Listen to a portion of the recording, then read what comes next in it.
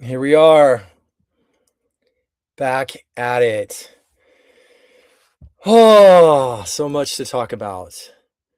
The lovely Preakness stakes is almost here, and my life has been a whirlwind trying to get myself to enter the tournament today. And if anybody doesn't know, there is a tournament, so I'll give some shout outs to ExpressBet. They have a $1,500 tournament today. So if you're playing more than $1,000 today and you like something, then I would strongly advise you to send it onto the ExpressBet tournaments page and donate or contribute $500 into the prize pool. Because if you do that, then you have a chance to win. I'm guessing around 25K, little bonus. But that's if you play like me, and if that's appealing to you and you're ballsy enough to go for the win, I think there's some of us that can do that. And if you don't have it, then I don't think you should be playing in the tournament. There is something that's always nice to see your name up there, but that's not what we're doing here. This isn't about getting your name on a board and finishing in the top 10 or whatever, and nobody's really going to care anybody. Nobody's going to check your score. No one's even going to look at your name. It's just the truth. So don't fool yourself. But to yourself, if that matters, and you actually want the personal satisfaction of doing what you say you're going to do and executing, then I believe in that. But anyway, I'm here because I like to talk about horse racing, and I want to at least encourage all of us to grow our abilities. The game is in a very critical place right now with a lot of tracks that might be no longer with us. There's a lot of rumors floating around. I'm worried, and I don't believe that there's enough voices out there that are as committed to sharing true ways of winning at racing. And so as the audience grows, I'll start getting deeper into the show. But I'm going to encourage everybody, if you haven't, I'll turn the comments on the stage for a little bit here. So if somebody does want to comment on the stage, hopefully it's not too ridiculous. But yeah, I put together a video, a conspiracy video, and I hope you enjoyed it. It was a labor of love, and once upon a time, I used to hang out with some theater kids and never really did anything with it. I was a jock and then more of a nerd, but one of my girlfriends became a famous actress, and I always looked up to her for having the courage to just throw herself into the characters that she's presented with. And apologies, I'm looking off to the side here so that I can have better preparation for the things I want to show you today. And I'm going to turn my do not disturb on. But yeah, the joy of self-expression is a lost art in this day and age. Especially, it's not lost because it's everywhere on the reels and the gram. But yeah, I think there's a liberation that comes when you can start to not really think about what people think of you, which is something that's pretty inherent in most of us before technology like this existed. But it is a vehicle. It is a channel for all of us to connect. It's always the paradox. It can connect you to millions of people, and it can create a lot of separation. But I want you guys connected to more insights, and I want to repeat again, if you are betting today, there is a ExpressBet tournament.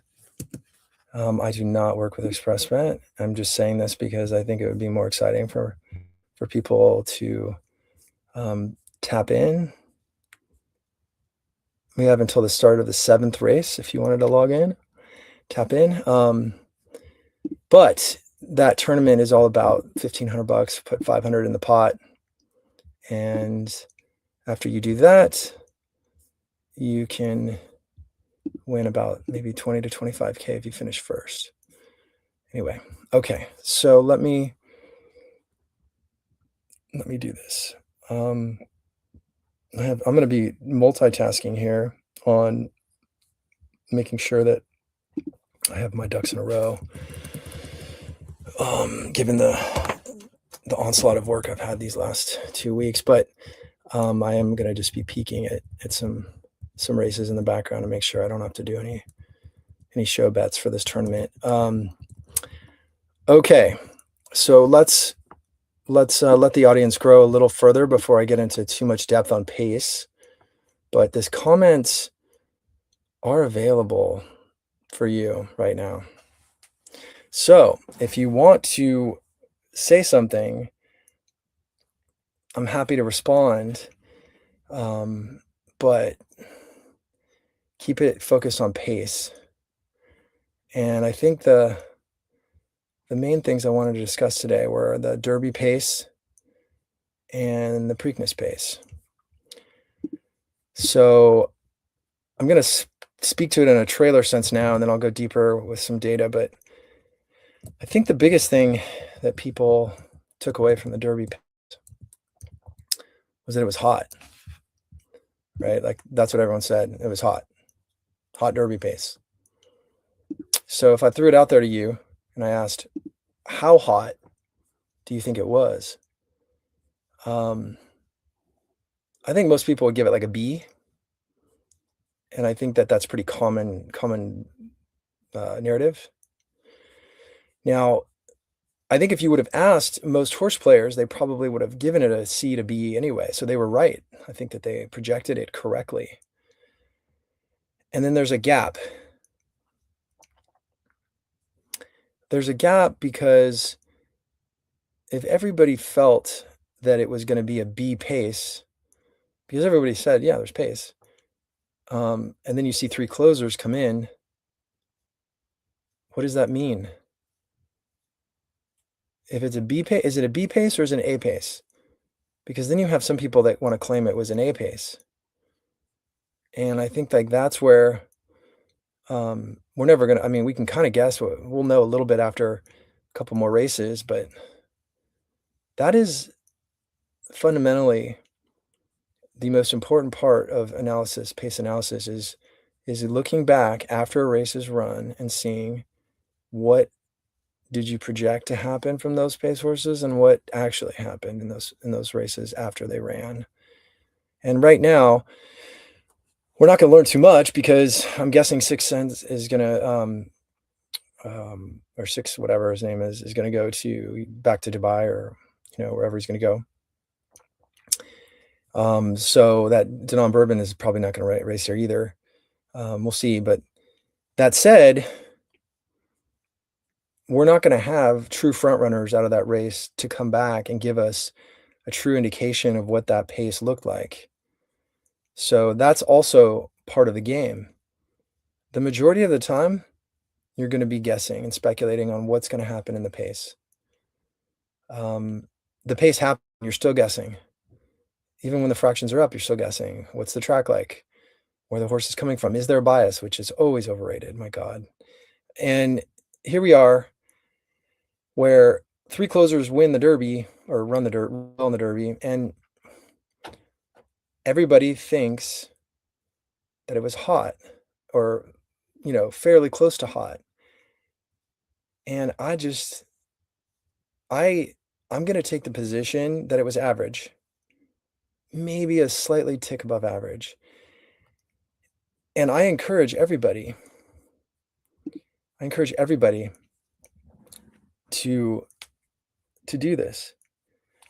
When you're looking at the pace of a race, you have to think about it from 3 perspectives: fast, slow, average. It's very difficult to predict fast paces. Every once in a while, you'll see that, and this is gonna, um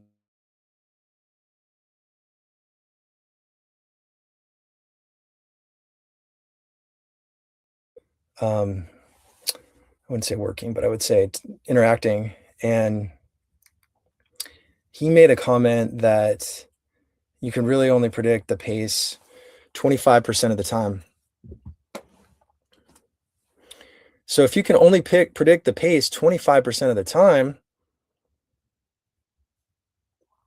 good luck predicting a fast pace. Um, I think that's hard. So what you're left with is the pace going to be slow, which is what a lot of horse players do. That's how they try to make money. So I don't want to overemphasize or underemphasize the oh, we got a comment. Derby pace was hotter and observable effect, how it affected the involved runners more so than a historically fast time. Well said, Dane. I do agree that more so than a historically fast time. So this is the predicament. There is no certainty in gambling. And if there's no certainty, you're always playing this game. Eyes versus brain. When you look at the horses running, were they actually running that fast? Visually, did they look like they were tiring in the backstretch? I don't know. I mean, not tiring the backstretch, but just tiring when they were going on around the second turn or first turn. I don't know. It didn't strike me that way. I'm gonna refresh my screen really fast here to see if my lips can catch up to my voice here, even though I'm on a Starlink hardwire. So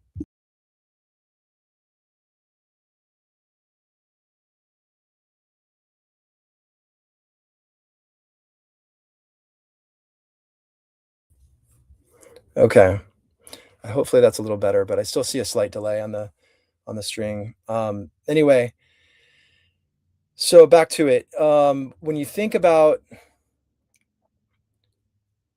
how fast did it need to be, and I'm going to bring up some data in a minute, but because I did on another show with Shuddy, I brought up some fractions. The only reason I'm talking about this is because Ocelli is going to be a horse that um, that people say benefited from the pace. Um, Possibly, but I think everybody in horse racing loves to drink Kool-Aid. Everybody wants to drink the same drink, pass the gin and tonic, pass the rum and Coke or whatever. It's just like, and then there's the people that wanna be different, that really wanna stand out. "Oh my god, I thought of this, and I'm trying to get eyeballs, and I'm trying to say something that's really clever or funny," and then there's no accountability. Like, you could say anything and be like, "Oh my god, I was right."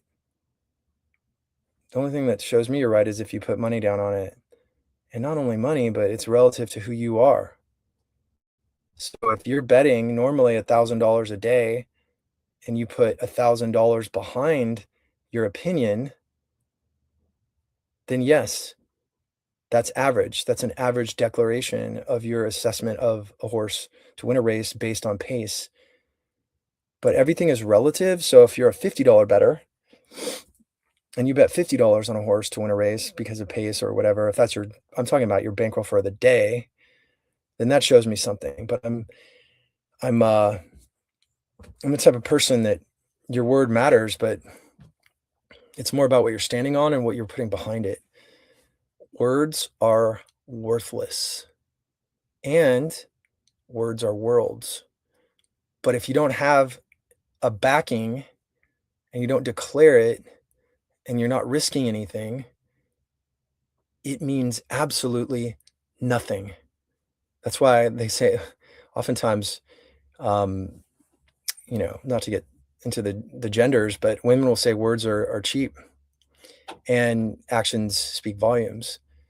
Um, the words matter when there's actions beneath them. So if you're making a declaration on a horse race and you're not putting money down and the money isn't relative to what you normally bet, you're just attention seeking.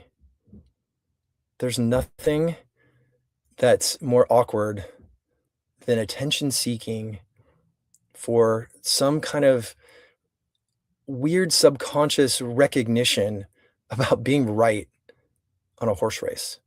So I'm gonna go down a lot of, like, philosophical and, mental frames behind why people bet on horse racing, and this takes a very interesting arrangement of psychology.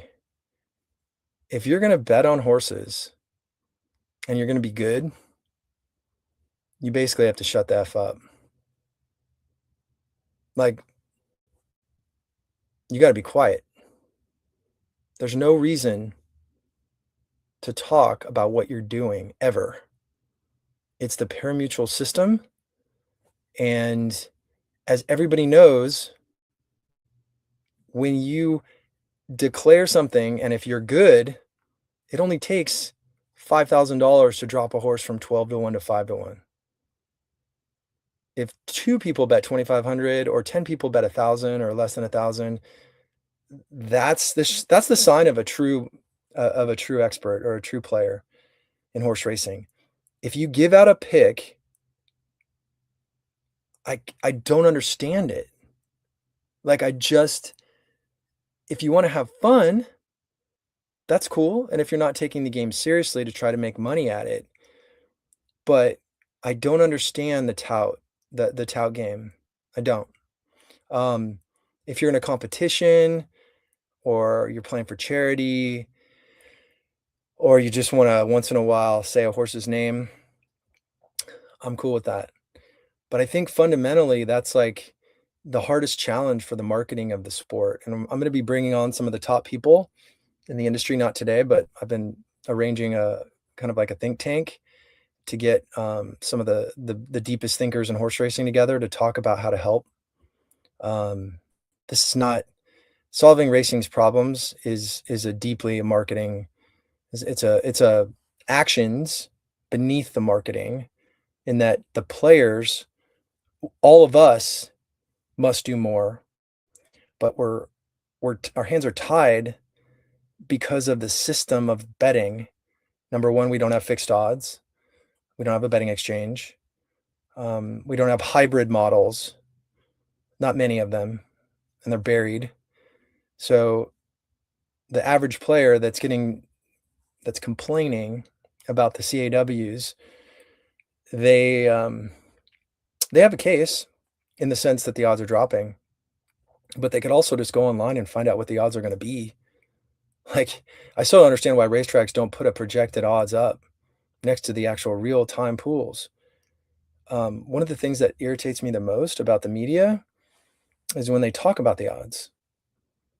Um, why would you talk about the odds of a race when there's $10,000 in the pool? Like, that's nothing. It's like, I can't believe the horse's odds are this right now. Again, this is why the whole industry needs a complete restructuring of the communication. Um, cannot have discussions that are meaningless anymore in horse racing. Um, you want to talk about the odds with 5 minutes to go? Let's do it. You want to talk about the market shifting at the last 5 minutes? Let's do it. That makes sense. That's when there's tens and 20 and $30,000 being bet on horses. On one end, you have the odds that are projected based on the computer systems team's modeling algorithms. We all have our own idea roughly of what we think the odds should be or will be, and those are two different things too. What do we think they're going to be? What do we project them to be? And then what's actually bettable? So the entire communication around racing is not designed to inform players of the best way to optimize to win money. There is no media outlet that can go ahead and tell people, yeah, this race is just impossible for a variety of reasons. With a 20% takeout, or roughly 20, let's use that, 15 to 18 are in the win pool. And I'm talking about win wagering right now. I understand the incentives are there for media to encourage people to bet on nothingness. Um, on one end, this industry wants to encourage people to bet, and lose, and it's finally caught up to them where they realize if you encourage people to bet this much without any support, you're gonna bleed them dry. And I'm not even wanting people to bleed. You should have some bumps and bruises and some scabs, but, like, this is this is just watching people suffer, and now you see the, um, the propagation of the pain through the CAWs. And the CAWs are just shining light on the malpractice from the industry and the malpractice from the players. Discipline. There are times when the odds will go your in your favor for the CAWs. Um, the CAWs are not going to win probably more than, I would say, 30% of the time.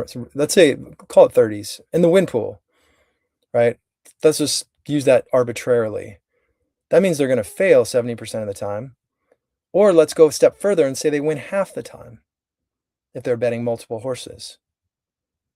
If they're betting multiple horses, that's half the time you're going to win when they fail.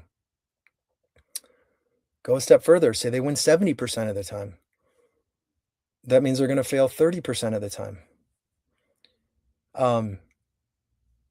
This is the biggest storm I've ever seen.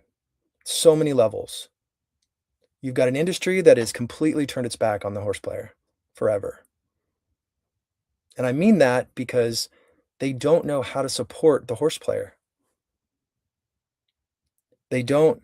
So somebody said, do CAWs raise takeout on regular customers? Well, what they're doing is if they bet 5,000 or 10,000 or 20,000 on a favorite and the odds go down, then effectively you're getting paid less. So the takeout, whatever you want to call it, at the end of the day, when you're not winning enough, the same amount of money, you could view it as a takeout. But my point is the CAWs are a symptom. But this industry is not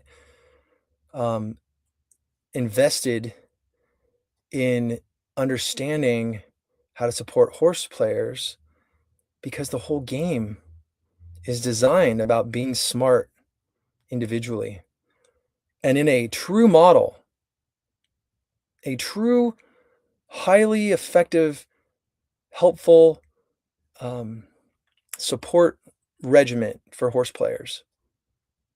In the ideal world of the ideal world, how many horse players do you think would actually win?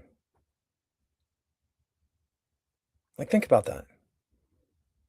Okay, so, and I'm thinking more about relative to the percentage of the money. And well, actually, let's not do the ideal of the ideal world. Let's do the ideal world with the CAWs. If you remove the CAWs, I guess there's two things you could do. If you strip the rebates from the CAWs, that would change things because then the CAWs would have to compete on a level playing field. And that would hurt the revenues of the racetracks because the volume would go down. But you know what? A lot of us love this game so much, have invested so much into it. You can see this with the price insensitivity by the retail players losing 30 to 50% per year. Easy. This price insensitivity,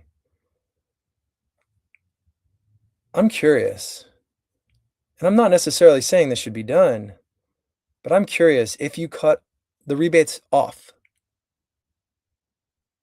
and I mean 0 or 1%, like 2%, whatever, like an average, like an average upper class, player gets 3%, right? Whatever. If you did that, do you think they really leave the game?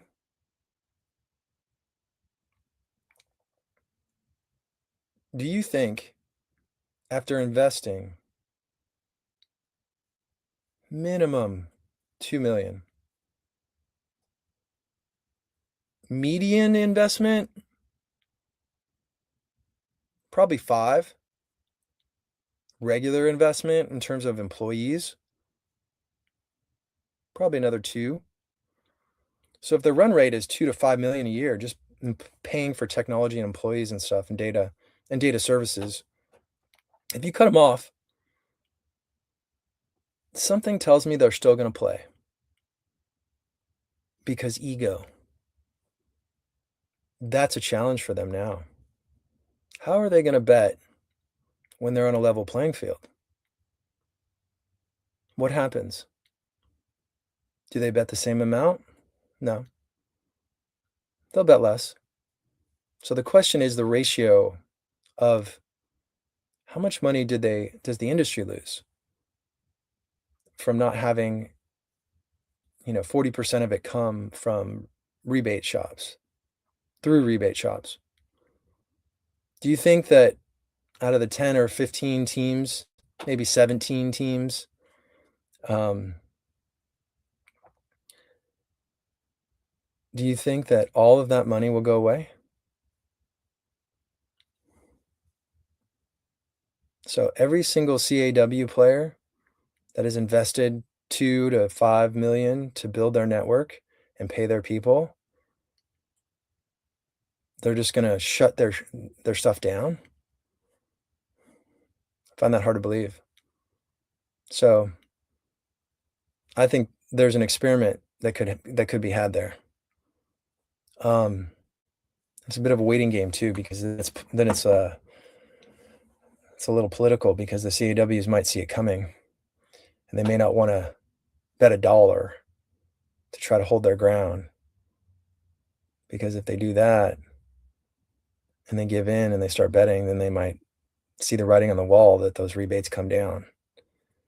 And I know I'm getting off tangent here from pace, and I'll come back to pace, but I'm just freestyling right now, thinking about this.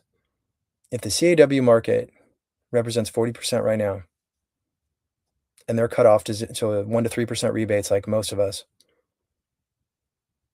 um, let's say it's cut in half. So let's say that half the players leave entirely, shut down all of their systems. Okay.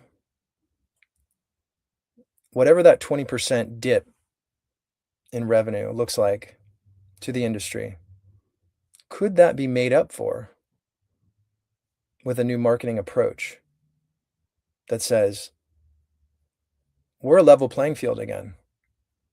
We want the playing field to allow the smartest of the smart to compete against I don't want to say that, but the up and comers. So I don't know. I'm here to generate ideas. Ideation is one of the greatest parts of living in a republic.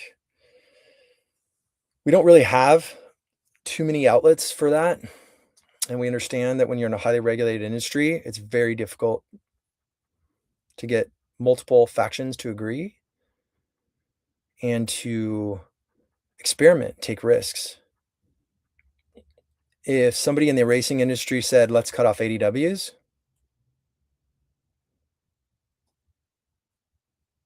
rebates.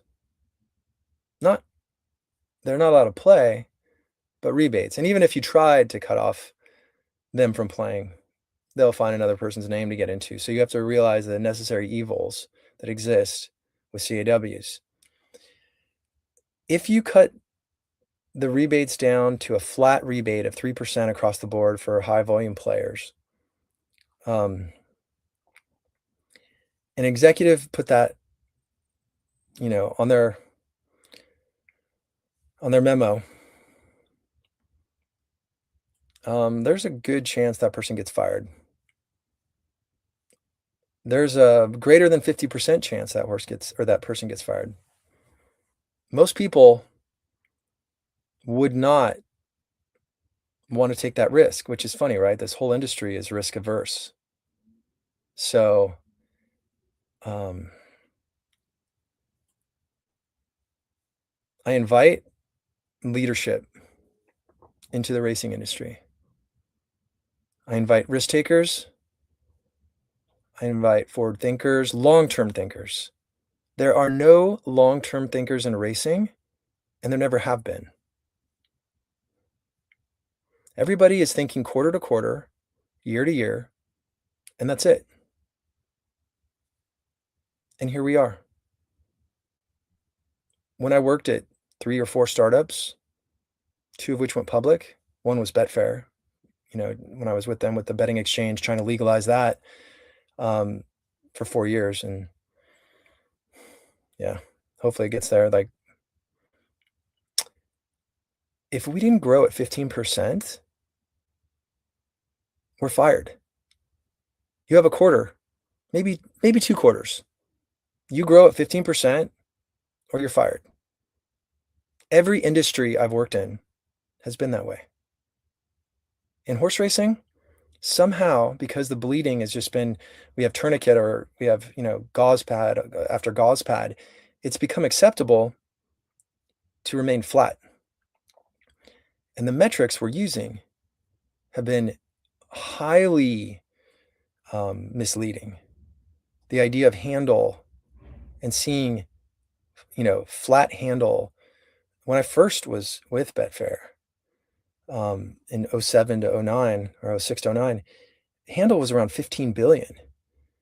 Um, I put together presentations that said, "We're gonna be at 10 billion in 10 years," and the horsemen would laugh at me. And I'm not making this about me. This is just standard average growth rates. When you look at when things start to flatten 10, 15 years ago, maybe more than 15 years ago, the writing is on the wall. And when you look at handle, which doesn't represent retail players versus CAWs, there's no the reason you post numbers is because you want to make decisions to understand the truth of what your objectives are. And it's like statistics and damn lies and all that kind of jazz. Statistics can confuse anybody. They can be manipulated. But one of the biggest manipulations in the sport, and I don't know if this was manipulative on purpose or the executives knew this, but when the growth rates amongst retail players are staggeringly low, and you see TVG or FanDuel removing themselves from televising horse racing on a regular basis, probably because they can make more money off their sports bettors, because they're getting taxed, you know, 3 times more. Um, I think all of this is common sense. I think everybody knows all this, so I'm not trying to state the obvious, but you have the indicators, the key performance indicators for a lot of racing as the, kind of the misleading, indicators or the hidden indicators. So, my goal is to bring together great minds and to put thoughtfulness into decisions around the marketing of racing. I can't tell someone where to go to learn how to win on the horse races. I cannot point them to a person or to a track record or, like a Kramer for, stocks. I can't, and I'm not looking to be that guy. I'm not here to give out horses. I'm if I was giving out horses, the first thing you should say is, "Okay, he's the guy that's writing the book that, didn't really see the conspiracy thing and is just trying to make money off something." I don't wanna be a guy talking about who's going to win a horse race, okay? I wanna be a guy that can celebrate with winning horse players and scores and bad beats. Because when a horse loses and you're close and there's an excuse, that's fun in kind of a twisted sense. But that's the glory of the game. The glory of the game is the suffering, ironically.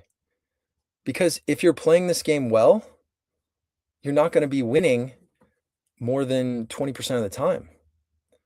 And so that is a fundamental psychology, it's kind of like a mind fuck. It's like wanting to be in pain to eventually find your bliss.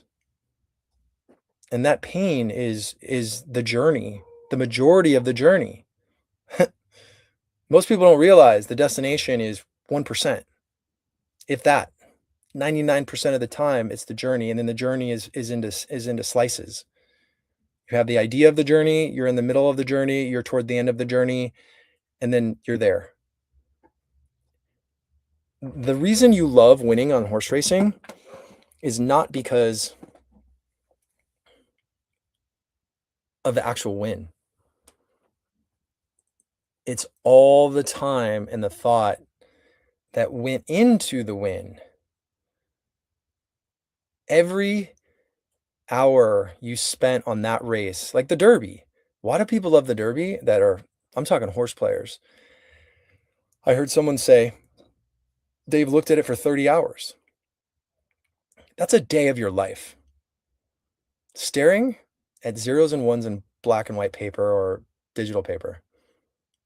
If you spend 30 hours of your life looking at statistics, it better feel good if you win.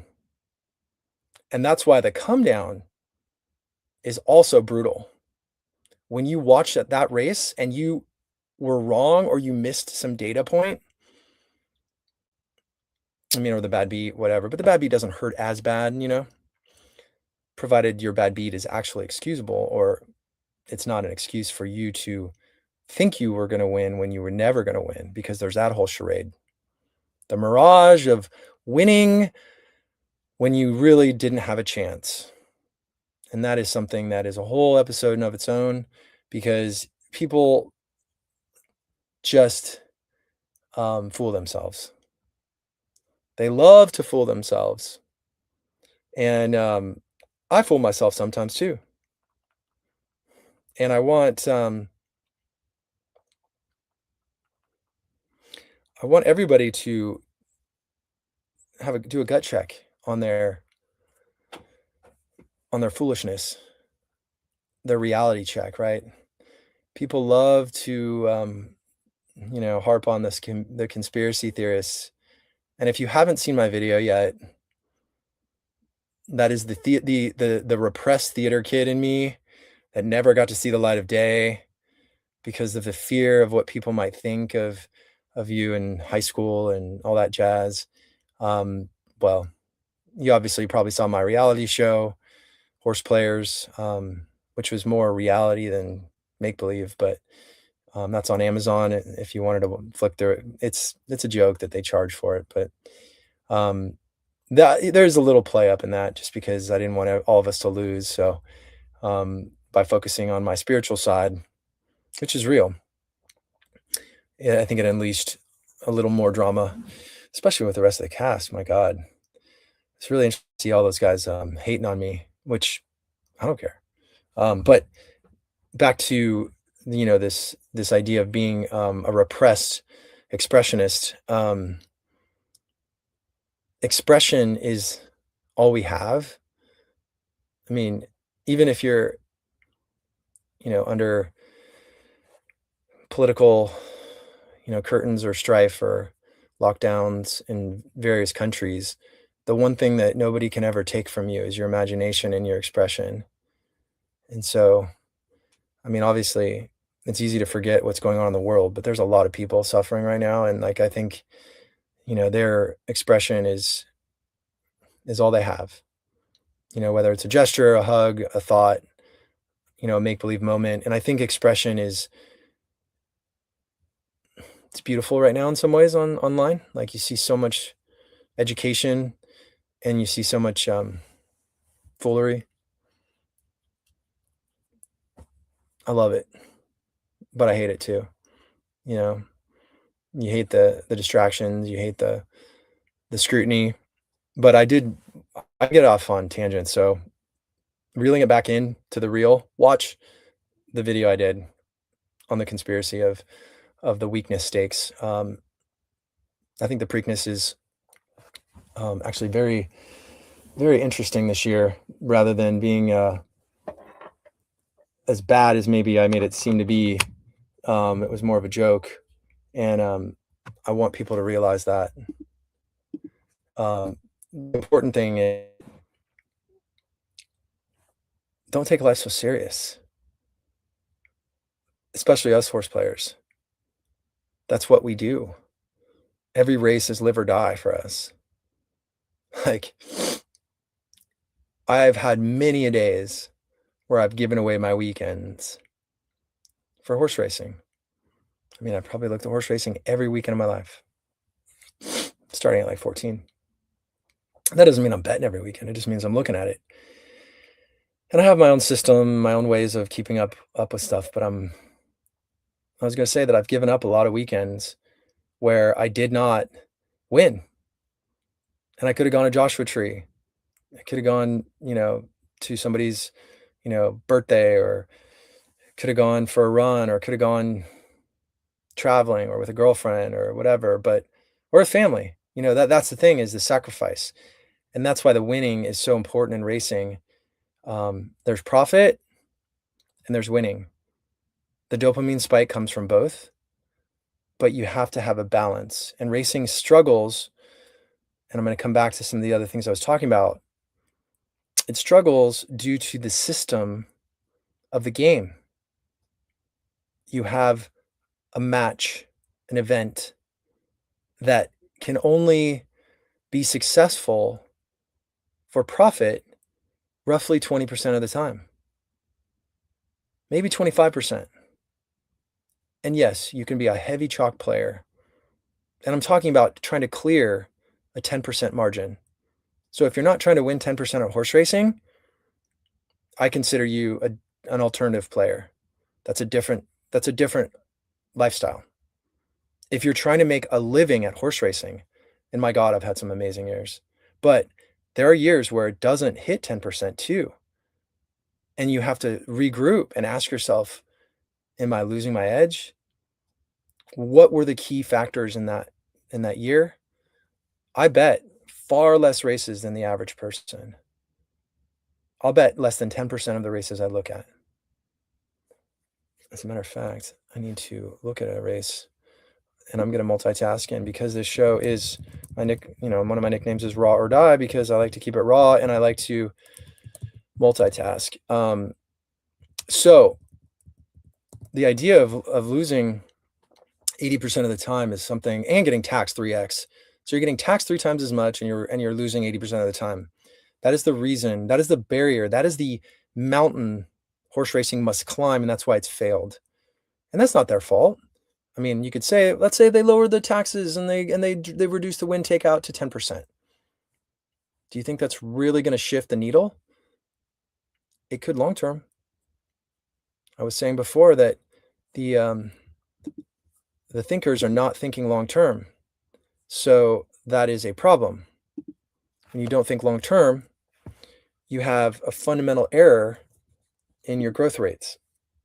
I mean, you can pat yourself on the back and say, yeah, I made, X amount of money this year, but deep down in your conscience, to what cost. You're sacrificing long-term revenue for short-term gain. And I understand most people have a job and they get paid today. They don't get paid if the industry grows. And that's another problem, is people aren't incentivized in the industry to stay for a long time. You've seen so much turnover that this industry has to train and rethink everybody when they come in new and fresh. And everyone thinks they have the idea of how to save racing. And again, I'm multitasking here because I want to do something in this tournament here. But I do believe that some of these troubles everybody loves to blame. And I'm not blaming these executives right now per se. I'm just indicating what the landscape looks like. The landscape is you're trying to do the impossible. Marketing horse racing is virtually impossible. Okay? It's virtually impossible. And I don't know if everyone fully grasps what I mean by that, but I'm going to tell you why. I just mentioned the first couple things. 3 times higher tax rate, 20% to 25% win rate. So half as many hands. So imagine playing blackjack and paying 3 times as much for your blackjack and winning half as much. 3 times as much of a reduction in your payout. So imagine you hit blackjack and you get a third of 1.5, right? So imagine you hit blackjack. Oh, I get 1.5. Nope. You're going to get 0.3 or whatever. So my point is that's the math that we're facing right now. Why do you think everybody's so difficult in horse racing? Do you think that's a fun job? Do you think it's a fun job if you don't know how to gamble on horses? But you love horse racing. Do you think that's actually going to be a fun job? Like how could you be successful selling that, right? The reason people love horse racing is highly, highly emotional, which is why there's so much money invested in the emotional aspect of racing. And that's why people grow up going to racetracks and getting into the game. Because by growing up, you have an appreciation for more than just the gamble or more than just the ego stroke. You have an appreciation for the human experience behind horse racing. And that's one of the most beautiful things about it is you get to watch one of the most precious pastimes that exists, man and horse, how this country was founded, manifest destiny. Horses and humans have a very special relationship, and that's what you see in a lot of this, right? You see a lot of this happen in racing. You see the connection. There is something that's really beautiful about walking up to a horse for the first time. Or, I mean, I groomed horses, or not really groomed, hot walked when I was 18, which is another long story. Very interesting story. I had 3 jobs working as the turf club as a waiter and bussing tables in high school. But my thing is like, I love taking people to horse races. And you know how often I go to the horse races? Probably less than 10 times a year. And that's for selfish reasons, because it is difficult to teach people how to do things. So when I go to the races now, if I'm actually going to bet so let's say it's a day at the races and I like something. If I don't like something, then I'll go to the races. It's not a big deal. I don't have to worry about betting. I will take my crowd, my posse, my people, and I will make every single bet before the races start. And I will hand them, tell me how much money you're betting, and I will hand them a stack. And that stack removes my anxiety for the day. And if I need to make an adjustment and a horse dips, then I will cancel the ticket or tell them to cancel it. But this is the user experience for me as a professional when I take people to the racetrack. They'll think, oh, let's have fun, let's goof around, da, da, da. They don't realize this is life or death for me. My existence, my income for more than 15 years was solely derived from horse racing. Most people don't realize that. I don't talk about that. I don't want to talk about that. I don't want to go up to people and say, this is how I make my money or blah, blah, blah. No. The point is, when you are in it for real, you are always going to be alone. No one's ever going to understand. So all the people I take the track, they have no idea. I'm not talking about my fellow horse players. And then even when you're with your fellow horse players, it gets weird, right? Because everyone's got their thing and everyone wants to look good. Everyone wants to flex. Everyone wants to say they had it. Great. I mean, I'm not opposed to that to some extent, but I think that's when it gets in the way. Okay. Pardon the eye shuffle there. I needed to check something for this tournament today, just so I can, at least get a couple of other things done. And if you are, I'm going to say it a third time, an express bet, you're welcome. There is a $1,500 Preakness stakes tournament. And if you did not watch my mockery of the Preakness this year, you're missing out. You're missing out on the 18-year-old high school version of me that never got to come out. And after going to Burning Man more than 10 years, I don't give a rat's ass about what people think of my random expression. I mean, you can kind of see that on the reality show too, Horseplayers that I did. But, liberation through expression. My goal is not to look polished. I'm doing a podcast from inside a converted Mercedes Sprinter van. That's like a cabin. I'm going to be looking at my racing form in the background. I'm going to be texting. I'm going to be looking at how many people are watching right now and getting up to 500 or whatever. I'm interested in helping people understand themselves when it comes to gambling in various industries, but horse racing first. If you care about gambling, you can watch this and just, hey, who the hell is this guy? That's fine too. I don't care. But I'm saying if you really want to make money on horse racing and you're not just an average person who's going to just go, oh, how's this guy wrong? Oh my God, his hair, it's in a bun. Oh my God, he only won this one thing, or he's only won this many tournaments, or he thinks he's smarter than he is. That's your narrative that's going to prevent you from actually learning anything. I went to a very prestigious university and had the same dialogue. I know more than this professor. I know more than this guy. I can't believe I got a B.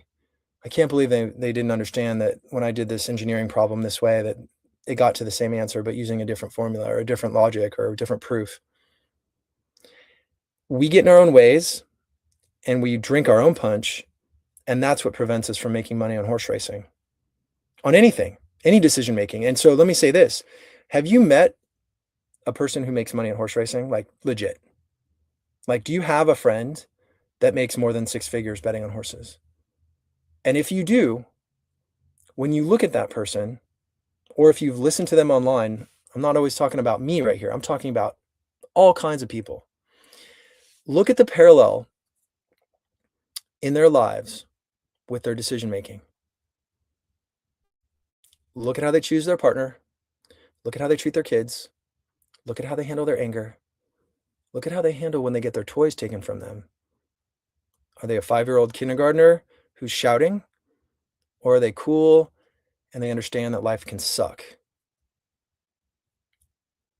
There are so many aspects to our subconscious that get in the way of making money on horses. So many things. I suffer from mistake, like fear of mistakes.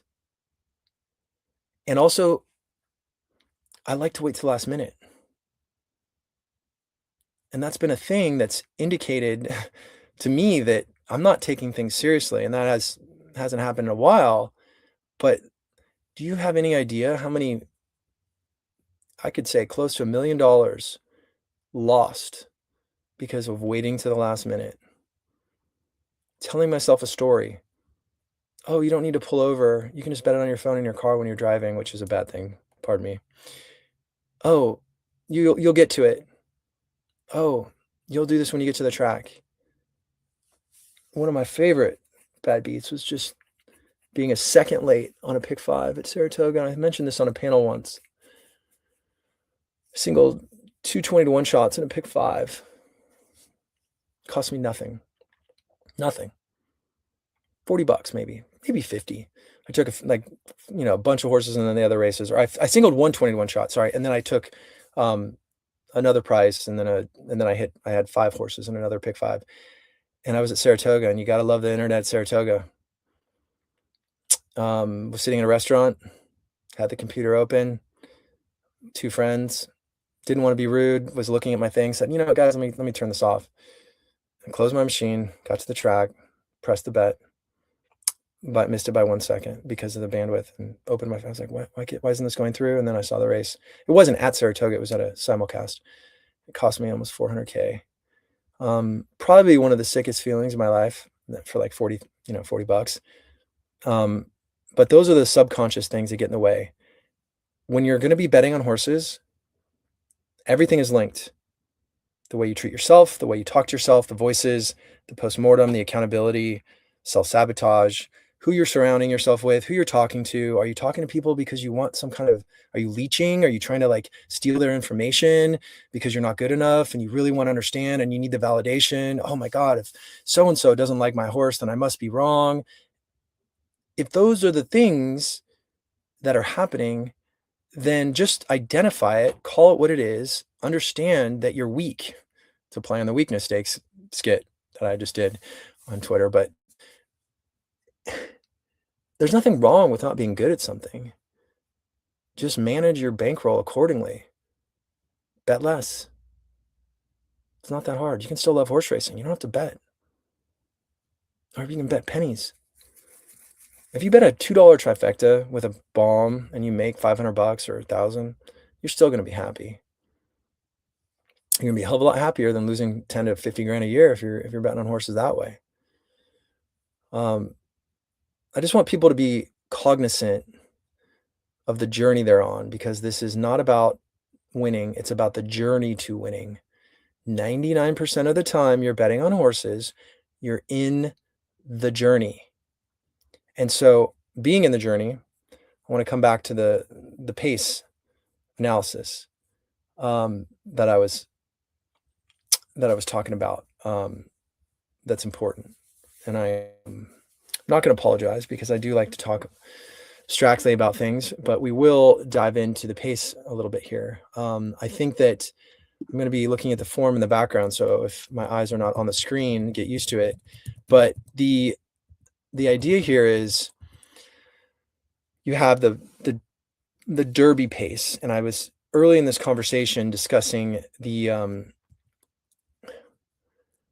mirage that's always existing in racing. There's the mirage, the facade, whatever you want to call it. When you look at a race, you're going to be wrong 80% of the time. And I don't know if I said what I was going to say 30 minutes ago, but one of the CAW guys said to me about paces is he's like, you're only going to predict it 25% of the time correct. So if you're, one of the best in the world on horse racing, and you can predict the pace 25% of the time, that almost begs the question, should you ever try to predict the pace? Like, what's the point? And then it's not even about that. It's about, can you predict the pace to make money for yourself? I don't care if you predict the pace 50% of the time right, to the fractions 5th or 10th. Does it matter if when you do that, you can identify a horse or a context or an event that will lead you to profit? Doesn't matter. So I want that to be the goal again. That is the journey. It's to profit.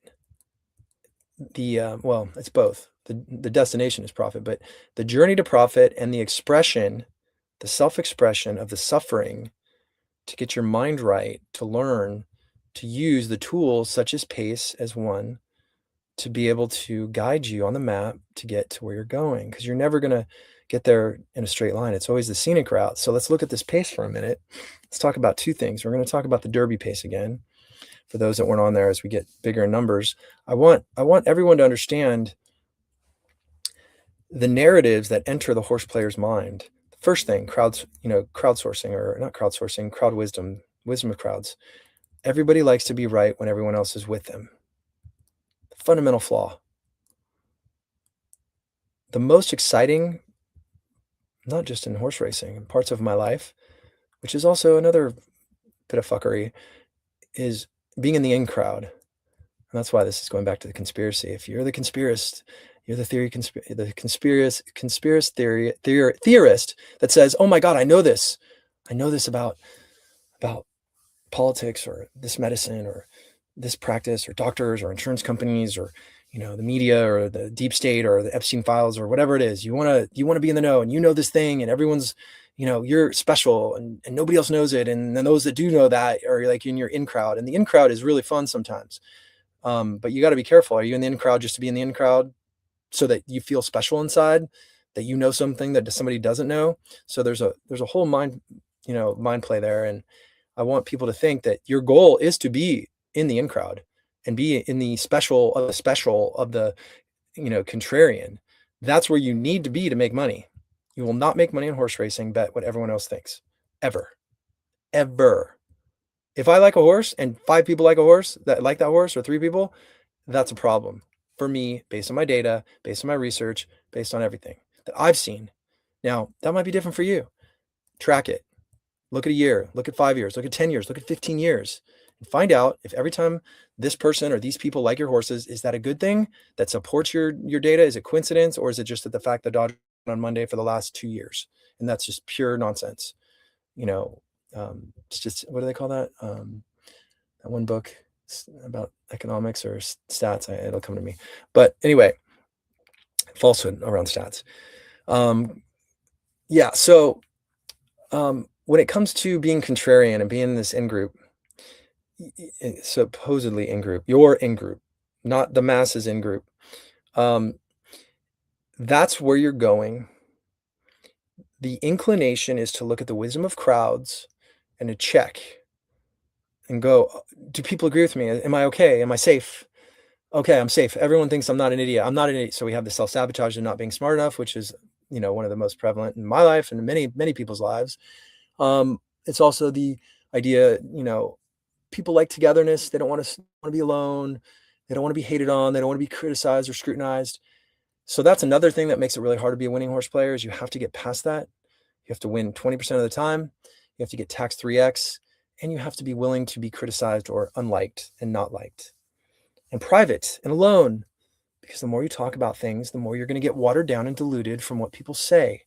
You cannot get influenced easily in general to be good at anything. You have to be certain in yourself. You have to know what you're doing. The only way you know what you're doing is track record, accountability, results.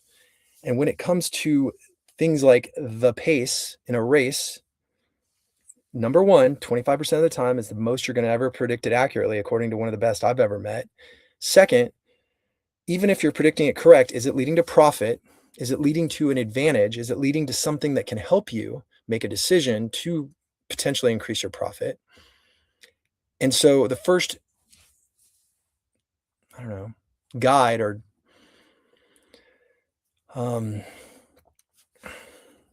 theorem, I don't know what to call this, is challenge the narrative every time, especially in the media. Anything that comes out in the media, and I'm not saying people are wrong. Everybody's entitled to their opinion. What does their opinion mean? Earlier in the show, I talked about this, the importance of backing your opinion with dollars and money.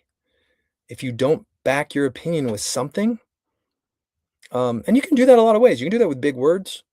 I did say words are cheap earlier, without anything backing them, but you can make a big accusation. You can make a big claim and say, hey, this horse is going to win the Kentucky Derby, and you're all going to be kissing my feet. And that's a big thing to do that. If you do that once, and you were right, that actually means something to me, to go on a limb. Most people don't go on limbs, and most people will record videos before and after races, or they'll have multiple recordings of situations of them talking about horses, and then they'll post them or air them and then point to them afterwards and be like, oh, look, I had it. There's an integrity issue, that there's a scrub that could be done to validate the exact opinion of people a variety of ways too. So be on the lookout for that. Be on the lookout, challenge everything. So back to being contrarian, you must challenge the narrative every time. You must challenge what people say and have your own opinion. Think independently about what is going on. That is your goal. Think independently. And so when you think independently, it's not going to be easy.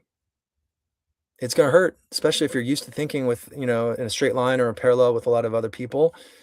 So I'm gonna get to the pace. I know you want me to slow it down or whatever, get to it, but I'm gonna go abstract, and we have some more comments here. Um, One of the things big growing sports have is an overall commissioner, best growing sports. Um, well, Rapoli's making waves. I mean, if you were to ask yourself right now, who I'm gonna turn off these. Well, I'll leave the comments in. It doesn't matter. If you were to ask yourself, who's the commissioner of racing? Who has the most power in racing right now? That's what the commissioner is.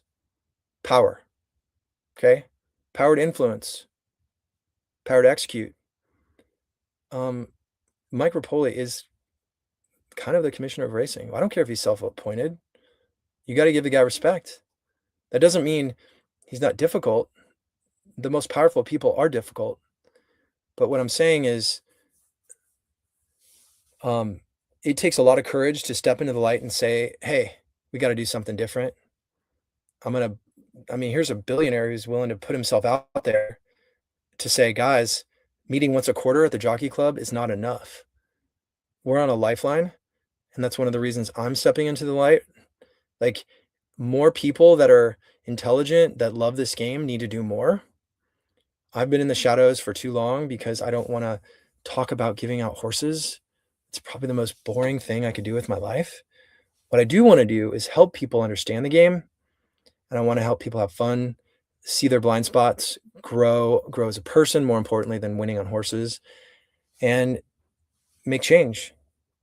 Like, we have to change things in life. It's always going to happen, whether you have a health injury, a health issue, an injury, life catastrophe, a betrayal, a shock, financial, whatever, or you grow a different part of your brain and you see the world differently.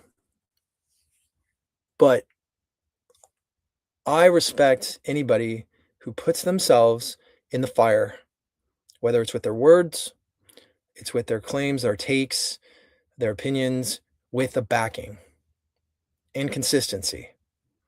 So there are entertainers, there's comedians. I love comedy, especially when it's funny, right?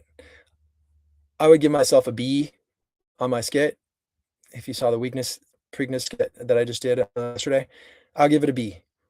I can do better, and I will do better, but that was my first attempt at releasing my inner child.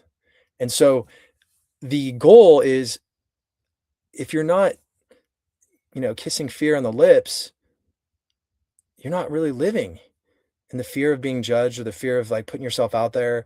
And guess what? People can be wrong when they put themselves out there. I don't know all the details about what Rapoli wants. Nobody's ever going to always agree with everybody else. But for a guy to put it on the line, who's got a lifestyle that doesn't need to do this, and he's doing it for free, granted he owns horses and there's an incentive there, and I get it. But let's face it, when this guy said, we need a commissioner. Well, you've got 50 states, heavily regulated industry, horsemen's groups, racetrack executives, a lot of like family ties, and you've got 3 times higher tax, 2 times higher lower win rate than a normal game. At least if you're good. If you're not good at horse racing, you're losing 3x. So 3 times tax higher, and you're losing 3 times as much than you would on a hand of blackjack or a sports bet. Okay, back to being contrarian. So when you're contrarian, challenge the narrative. The first narrative that came up with the Derby is what? The pace was hot. Okay, well, back to the idea of predicting the pace. That's why we care. We are predicting the pace for future races from that pace. I don't care what the pace figures look like, but I do. And that's the paradox. So if I were to think about the pace, I think I have a document here that I want to bring up that might give you guys some extra knowledge, just to make it kind of interesting here. Actually, I think I'd rather do it the other way. there's a lot in the math, right? I'm an engineering major by heart, so I really do appreciate the math of um, of everything. It's one tool. It's not the end all be all tool, but it's one tool. So I take it not with a grain of salt, but it's a tool. So it's like when you meet someone, you look at how they present themselves, the confidence in their eyes, the feeling they give you. Are they somebody I trust? Would I trust them with my family? Would it, with like a serious decision, a financial decision? Are they always kind of got that weird little energy about them? Or you heard those stories and you can see why when you first meet them. So the idea is the impression matters of the numbers and beyond the numbers. There's the qualitative and the quantitative. So I just wanted to show you, I did this on another show with Shuddy, but I want to just screen share here for a moment, and that will get you guys, I don't want to share the whole screen. Let's see if I can do this. How do I do? Let's do it like this. All right.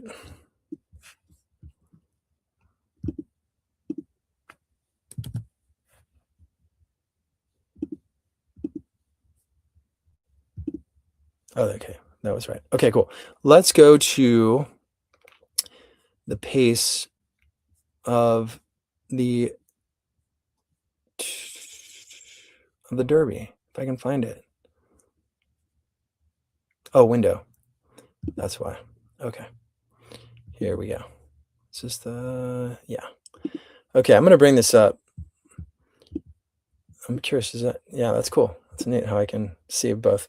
All right, so when you look at this, I just wanted to share with you the Derby pace for the last 40 years. Okay, 40 years. I'm not saying that I know anything about anything right now. When I talk about being contrarian and challenging the narratives, that's the first tool that is necessary to be a winning horse player. Somebody says something, the first inclination is to go, I bet that's not true. Every time. You should do the same. And sometimes the ego is also a thing that's weird. When somebody says they like a horse and you want to root against the horse and you want to prove that you're smarter than that person, different animal. They're kind of like parallel in a way, but they don't go to the same place. They're parallel. They go off a little bit. Be careful of the idea of trying to win and flex your comrades or your homies or your people. That can be an interference pattern that doesn't allow you to see objectively in what's actually the truth that you know for your prediction of probability accuracy to win, to actually win money based on being contrarian.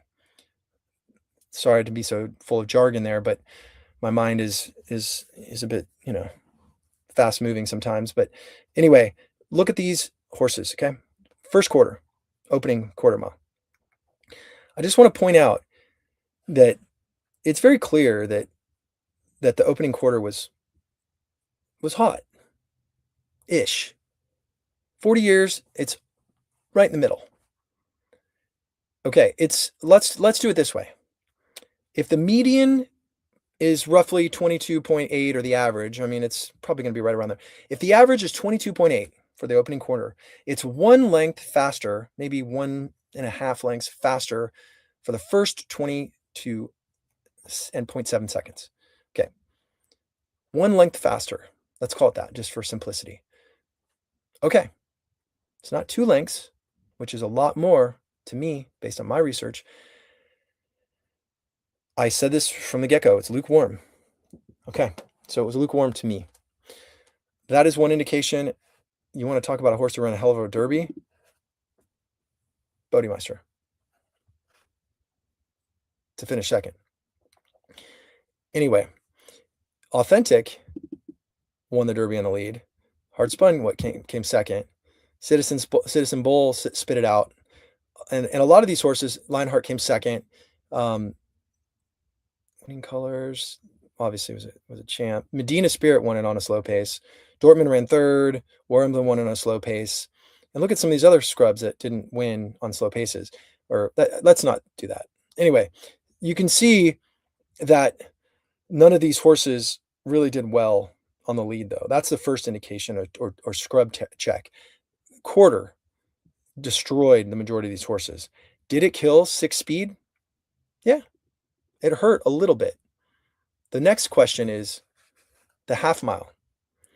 Okay, so if 6-speed ran in the 45s, I would 100% agree with the assessment of the wisdom of crowds.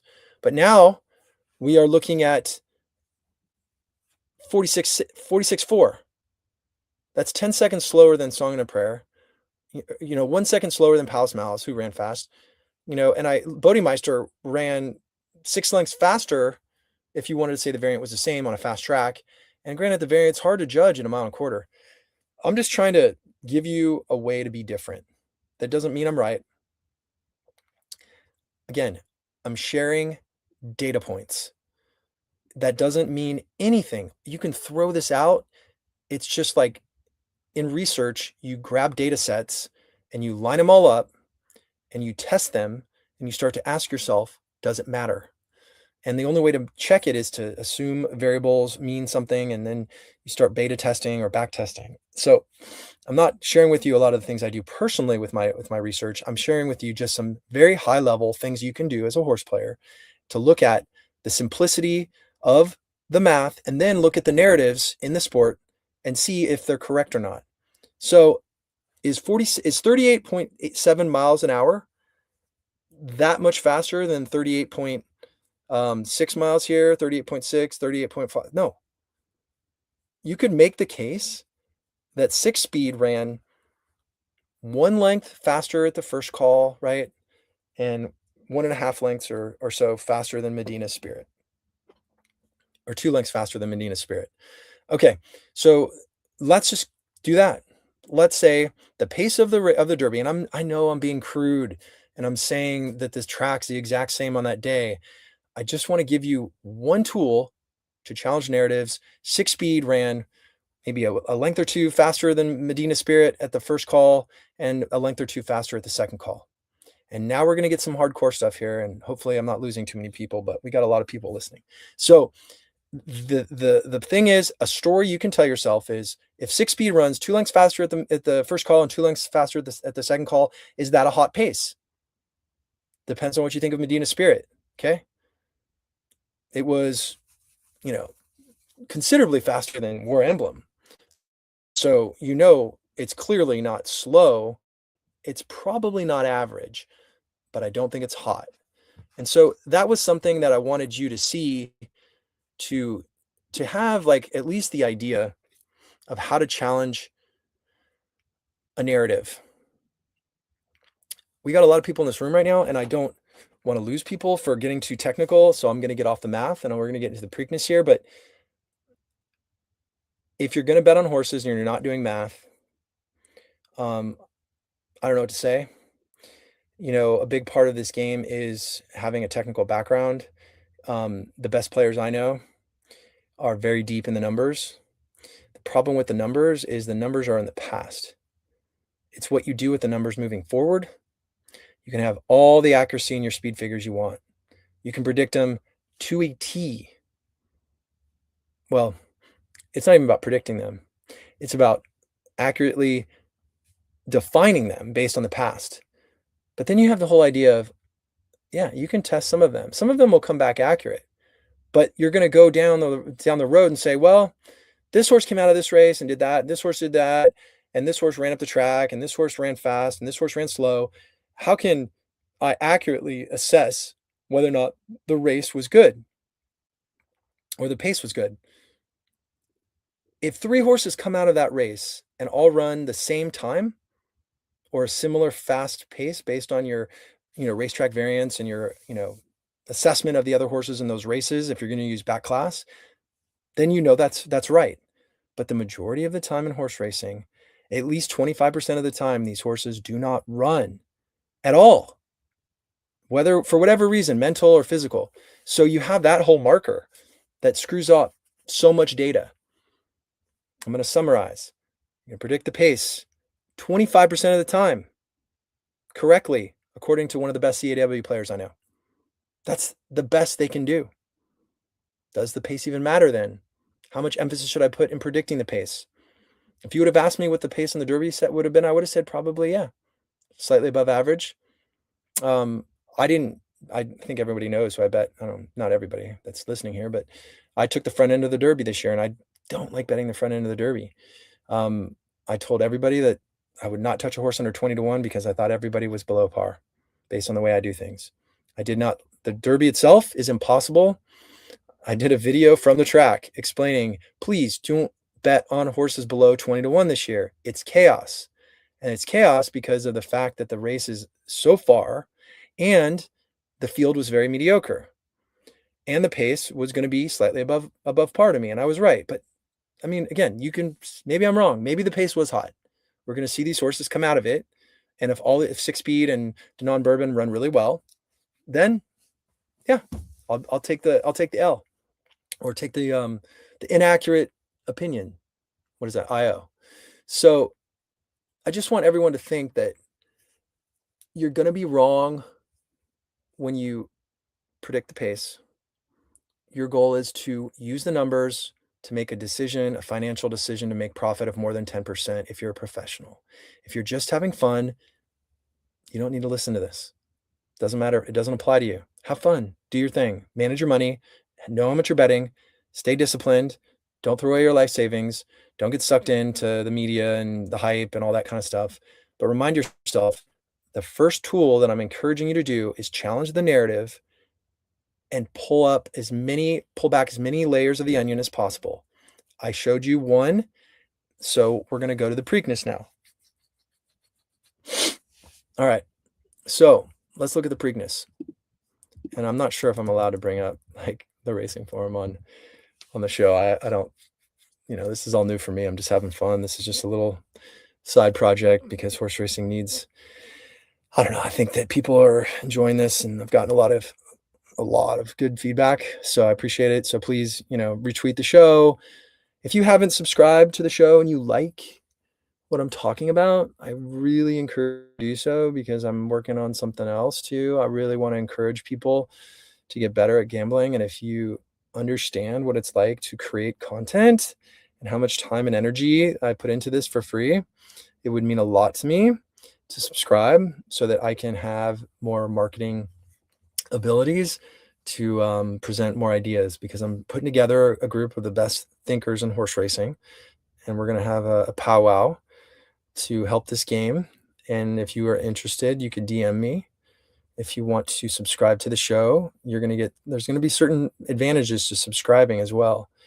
And I think we've done 17 episodes now with some of the smartest gamblers in the industry. Tony Zhou. I had Mike Shetty on, who had Golden Tempo on the Derby. If you haven't seen that episode, it's a good one. I had Vic Stauffer on. I had Gibson Carruthers, a longtime mentor. Shu's always on the show when he wants to be. He's in Maryland right now at the Preakness. I got a lot of people that I think need a voice in horse racing, and I'm trying to create a more intimate experience, more personal experience. So please, I know you hear this all the time. I know you see it all the time. Subscribe and hit the bell thing so you can understand that when I speak about something, this is not for views. I'm not monetizing this channel. I am having fun, and I'm trying to get together the horse players.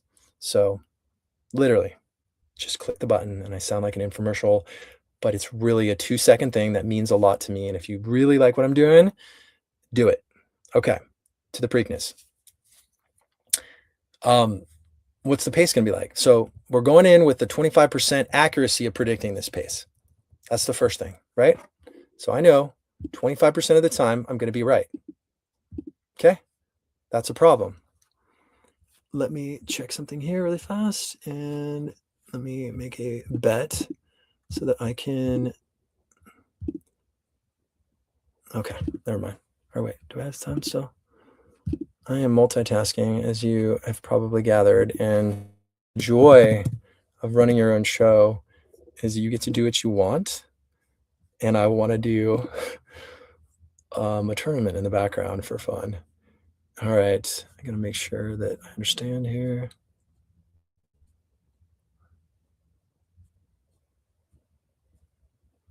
Okay.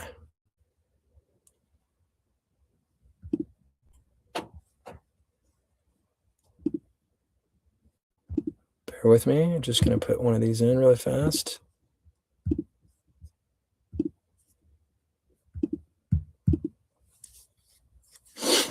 The joys of requirements for tournaments too. That's a whole nother thing, is you oftentimes don't realize how when you play a tournament there's a tournament today, I mentioned this 3 times, I'll mention it a 4th. There's a tournament at Laurel, and it's kind of exciting because if you have an opinion on the day and you want to express that. I'm gonna do this on my phone, and this is lagging. So, if you wanna play in a tournament today at ExpressBet, you can enter the tournament, and when you enter the tournament, you must donate $500 to the prize pool, and in doing so, you get a chance to win 20,000. More than 20, it depends on how you define it. Um, and if you have it, you have the opinion, then you should do that and send it. But if you don't have the opinion, don't do it. Don't just bet because you're betting on a tournament. I mean, you can, but I like to take my approach and just come in when I wanna snipe something. But um, the tournament's 1,500 bucks. You bet 1,000, you donate 500. So it's the only thing. It used to be much bigger than this. I mean, the whole tournament industry is just it's crumbling in my eyes. I mean, you have Twin Spires doing stuff, but really small stuff. But I like the small stuff. I think it's really important for the small stuff to grow the game. But I think there's so much more innovation that can happen, and I really commend anybody who's doing anything. So I'm giving Twin Spires props for doing stuff. I don't want it to be construed the wrong way, but I do think that you have a lot of issues with the rules and the payouts and the prize payouts. But I do really think that the KDBC did a great job of creating a beautiful tournament on a big day. So props to them. Okay, so now I am going to re-sign into this and then get back to the Preakness with you. Thank you for your patience, and subscribe again if you have not, as I sound like an infomercial, which I need to do like a skit on getting people to subscribe just for fun. That would be kind of ridiculously ridiculous. Even though, again, I'm not monetizing this channel. I want everybody to quickly in the background in their mind. Wow, this room's getting really big. I want everybody to think about their Preakness assessment of the pace. Okay, so that's a little fun thing we're going to be doing today. Is what is going to be the pace of the what is going to be the pace? So I gotta mute this in the background. So I think you may not even hear it. Oh, there we go. When you think about the pace, there is always this difficulty in understanding what certain jockeys will do, right? There is a fundamental challenge with the malarkey that comes along with certain trainers on certain days trying to encourage their people to do things that you just wouldn't expect. And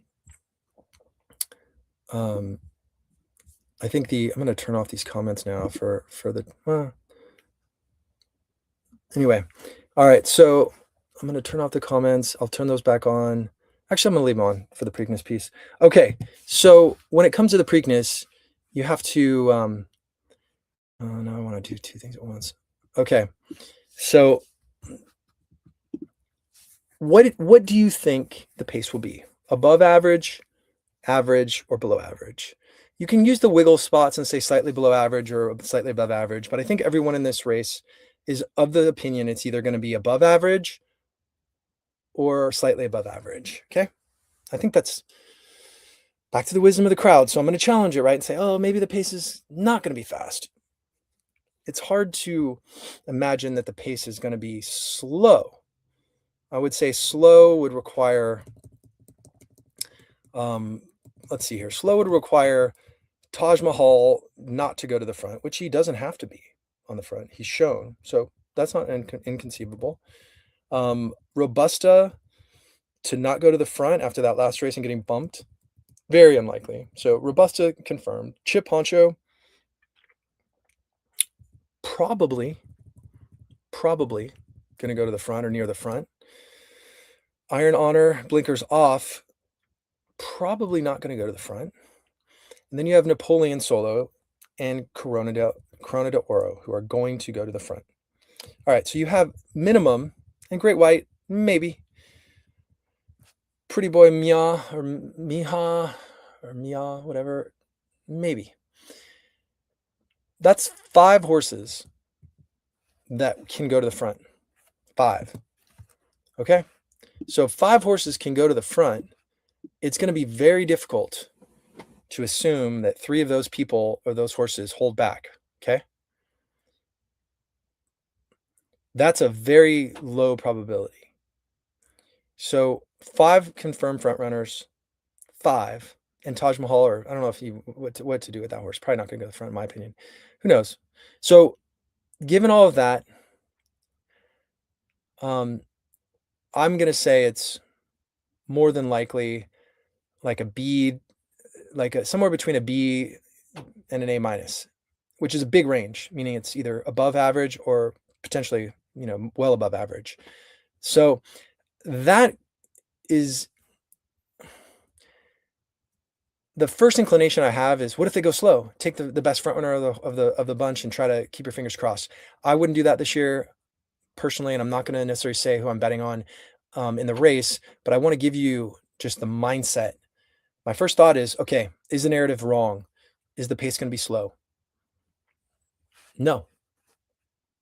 I mean, is the narrative, is the pace going to be fast? Like the narrative, that's the narrative. Yes, it looks like it's fast. I challenged it. I don't see it being slow. Okay. And I know I'm getting technical, and there's a lot of people here that are watching that probably want some of this, but pardon me if it's getting too far in the weeds. After I've assessed that the pace will be fast-ish, but fast, that creates another dimension to the race. The race now becomes chaotic. Like I don't want to throw my hands up in the air, but it is chaos. And it's chaos for all the things. Rapidly improving 3-year-olds, number 1. Horses putting hundreds of pounds of weight on every month from here on out, or 50 pounds or whatever. Mentally changing. Racetrack that none of them have run on. Excruciating distance. I don't think the Preakness is, there's been that many mile and 3/16 races at Laurel. That's another dimension. Is that going to favor the front? Is it going to favor the back? Speed won a little bit yesterday. Watch the surface today. If you're seeing unlikely speed horses do well, then you might want to be a little more relaxed or forgiving and relax your anti-stance on the favorites and give them the speed horses, not the favorites. This is the weakness stakes.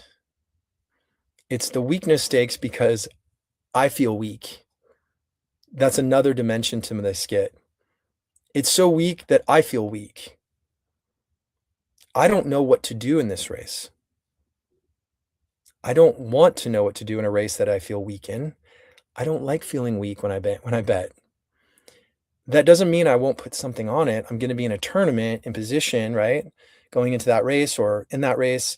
So the weakness tells me, my body, I've turned it over in my head enough times. I could see the favorite going off at 5-6 to 1. I don't know who's going to win this race. That's just me.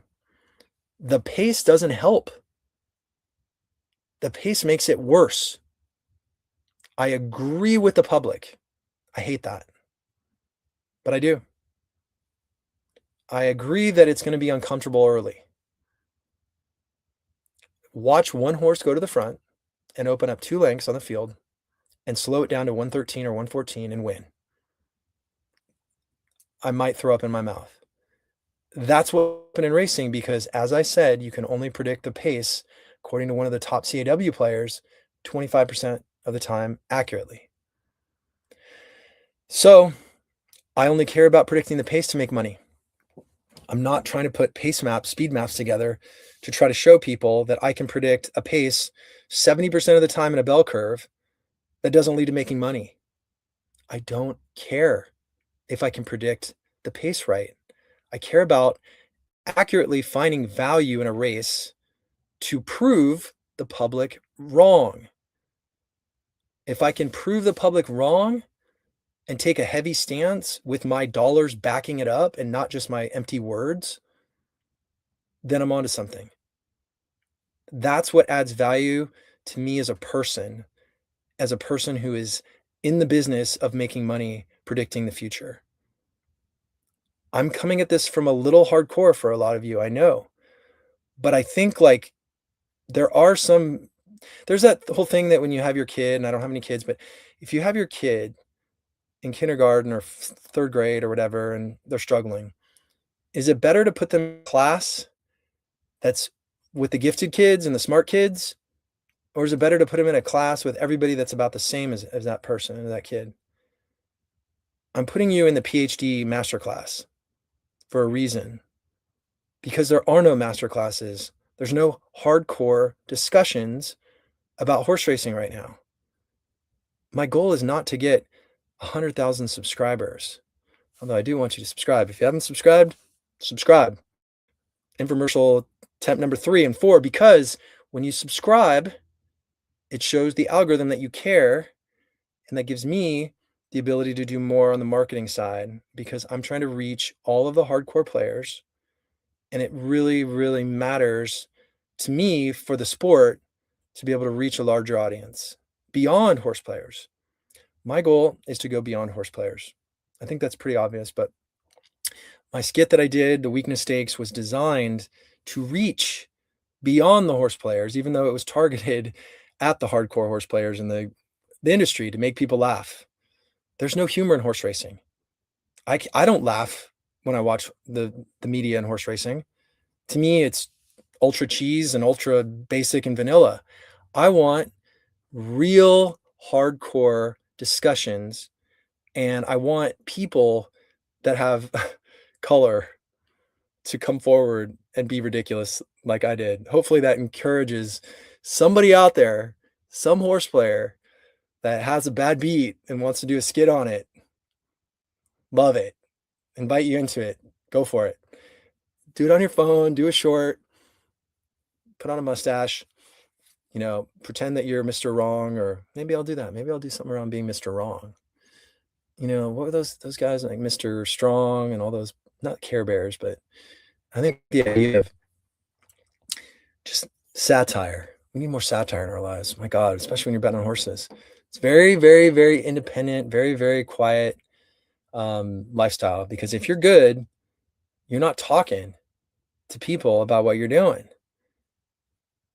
Obviously, you can, it's fun if you're talking to a few people and mention a few things. And there's a place for the ego. I don't want to make it sound like I don't think that people should they should not get celebrated for winning or doing well.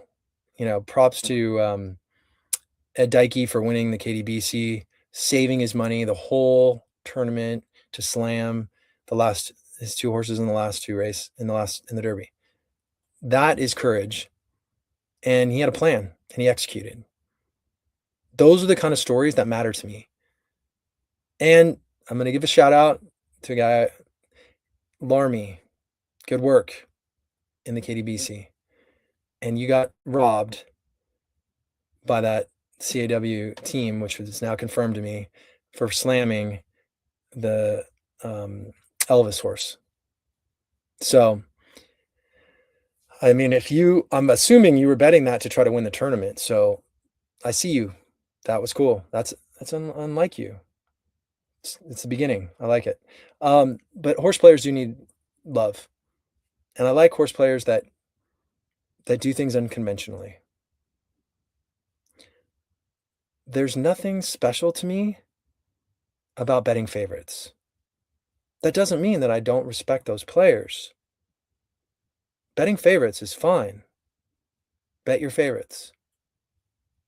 Try doing that professionally. See what happens. People can win tournaments a variety of ways. Winning is part of it. There are teams that would win Super Bowls, right? Like, I remember on the Colts. Well, I don't know if the Colts are the best analogy.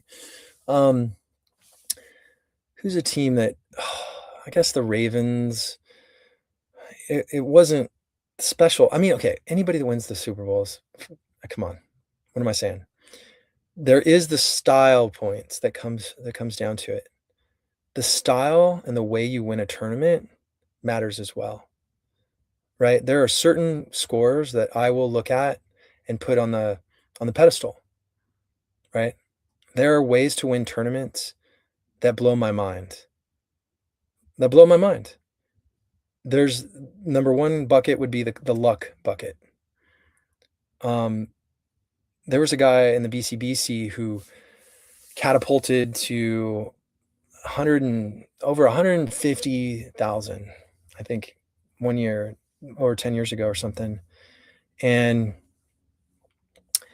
he hit a double with two like 30-1 shots. I mean, I respect that. It didn't feel like he thought he was going to hit it. If you win he didn't win the tournament. He finished second, I think.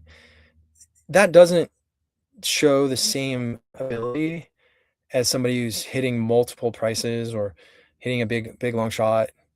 You know, there's these levels, and this is me. Like, I know most people don't agree with me. I know most people don't like the way I roll. That's okay. I'm my own person. I want you to be your own person. If you want to play safe and you want to do your thing, do your thing. This is just me throwing it out there before I come back to the Preakness. When you're betting tournaments, style matters. The way you decide and the way you lose. I think it's really fun to look at how the players bet and to see the way they're doing things. It's really interesting to watch the decisions. I'm not saying that all tournaments should show what people are doing. I don't agree with that. I think a few tournaments showing some things is interesting. That's a whole nother conversation. I think that variety and diversity is important in life. That's what keeps the human species alive and the animal kingdom alive, evolution. Putting certainties on anything, especially in racing, is a little dangerous. That's why I said it's ranges. It's not about probability. It's a range. It's not about saying 4-1. It's a marker.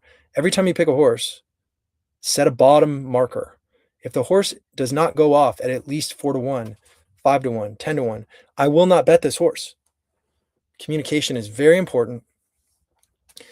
And so when it comes to designing tournaments, diversity wins. What's the ratio of tournaments at certain price points is one part of diversity. What's the diversity in the rules is another. How many minimum bets should be made and how many racetracks should be involved in a tournament is another question. And let me think.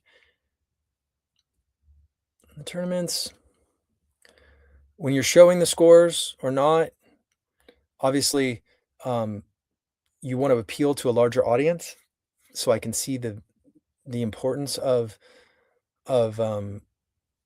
sharing the bets. But I don't buy the argument that real-time sharing of bets is going to help bring in new players. I think when the betting is done, I think you should share the bets, because the majority of people that aren't betting on horse racing, that are watching from the sports world or the fantasy world, they're going to learn by watching the post-mortem. They're not going to learn by logging in and following along for tournaments, like that's the hardcore. That's like the like homie degens that like us that are going to be into it. Like, probably less than 2,000 people, if not less than 1,000, right? And probably only 500 of them put money, real money down these days.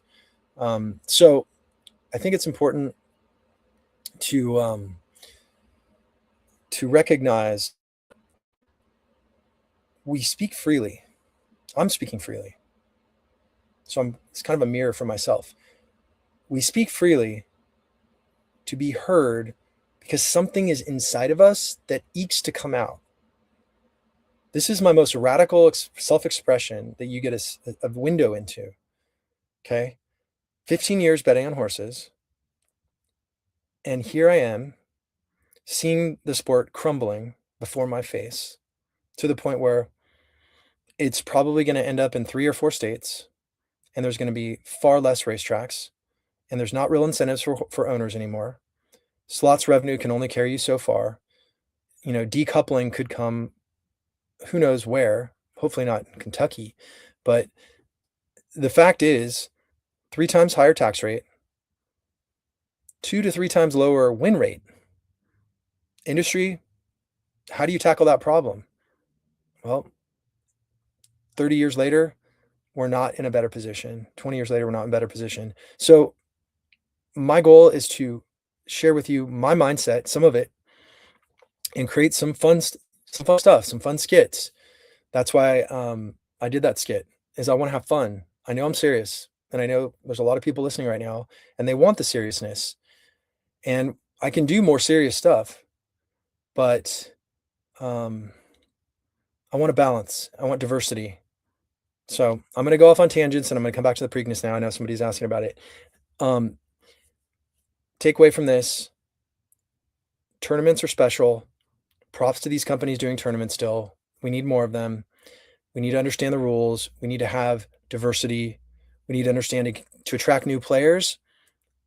I don't believe sharing the bets in the real time is going to attract new players to horse racing. It's an opportunity for people to feel good and get, in their feels when they watch someone lose and bet ridiculousness on crappy favorites. It's a weird dopamine spike, because when you see somebody bet a horse you don't like and lose, it can feel good. People like that feeling. And that's the sickness, is when you're watching other people and rooting against them and saying, oh, what did he bet? Oh my God, I can't believe he bet that horse. I think that's the number one reason that people are excited to look at bets. And then they want to see who people hit. But does it really matter if, you saw Dikey, whether you knew, in real time that he did nothing, and then all of a sudden he bet the last race and he won it? Like, I don't see the value of that other than people just kind of poaching and trying to look at other people's opinions. Like it's like poker. It's like, imagine if the poker industry said, okay, every time you're going to bet, we're going to show your cards to this group of people on the side. And they're just going to look and they're going to watch. If you remember, poker blew up not because of real-time card hold showing. It blew up because it was all edited after the fact. It's all about the editing after. There's a lot that can be done, and I'm here to work with everybody. I think all the industry, especially the tournament guys, I really look up to anybody who wants to spend their waking hours creating content around horse racing or creating stories around gambling, which is what horse racing is. It's predicting the future and feeling good about seeing something that somebody can't. So I look up to you people that do that. You want to talk about something that would be cool, is doing more skits around betting. I started it out about betting, but not even geared on the tournaments. The days of talking to the camera to grow the game, we've had 10 years. It's not working. It's fun, in some ways. It's not working. How many serious sports bettors, or serious fantasy players have come into the game because of watching people talk about horse racing? There's plenty of metrics that they could probably have. It's probably not really worth mentioning, right? So until you get the major influencers to actively be engaged in horse racing, um, I think obviously there's one big one that could really help the game. Um, but he's upset about the CAWs, and I understand. So in the show, um, I made a proposal. I made a proposal to cut the rebates all the way down to 3% for everybody that's betting big money. Let's see them leave. What's going to happen though is they will always bet at the racetracks that don't do that. I'm curious as an experiment to see what happens given the 5 million a year that 2 to 5 million each of those teams invest a year in their overhead minimum. I'm curious what will happen when they do when the industry does that for one track. And I mean flat rate 3%, no cut them off 2 minutes, cut them off entirely. And let's see what happens. Let's see if the narrative, back to challenging the narrative, let's see if the narrative is true. If they've made 10, 20, 30, 50, 100 million in horse racing their whole lives, don't you think they're going to love this game and they're going to love a new challenge? Do you really think of the 17 teams or whatever it is, probably a little more, but if team 17 wasn't allowed to get as big of a rebate as they have, are they really going to walk away entirely forever? Let's put it out there. Let's give Dave Portnoy what he wants for one track. Let's check it out. Give it a year. Maybe somebody like, I don't know, with some money could say, you know what? I'll back it up. Or I'll create some kind of other exchange for racing. What if NYRA said, we won't allow rebate shop bettors for 2 months, 3 months, whatever? What if they did that? And in exchange, someone with marketing abilities said, if you do that, I will market the game more than you've ever dreamed. Whatever that money that comes in from the rebate shops, even if it is 30 or 40%, and I'm still assuming that some of them are going to stay in. If 20% of the money went away for an experiment, a pilot program where major influencers could commit to serious marketing of horse racing as a gambling game and not a warm and fuzzy game, which it is, but it's not the way that a lot of us treat it. My point is, it's totally different outcomes. Racing cannot continue to do the same stuff expecting different results. It's, as we know, Einstein said, it's insanity. Back to the Preakness. Okay, a couple people said here, even every horse in the Preakness requires a leap of faith. That I'm not really comfortable with. Is it a pass or a price hunt? That's up to you to decide your probabilities. I'm not here to give you horses. I'm here to tell you that you must come up with a model or a way to indicate your range of a horse. What's the minimum you'll bet? Track it. Track all your 20 to 1s, track all your 10 to 1s, track all your 5 to 1s, look at the things that are in common, and you tell me. Everything's a hunt. Everything. Would we have to play the crap out of that track as retail bettors? No. You could. You know what's funny?